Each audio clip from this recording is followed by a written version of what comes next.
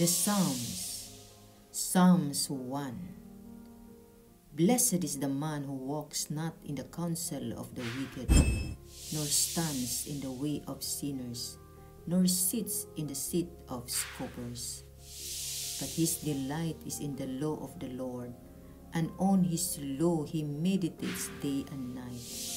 He is like a tree planted by streams of water that yield its fruit in its season, and its leaf does not wither. In all that he does, he prospers. The wicked are not so, but are like chaff that the wind drives away. Therefore the wicked will not stand in the judgment, nor sinners in the congregation of the righteous. For the Lord knows the way of the righteous, but the way of the wicked will perish.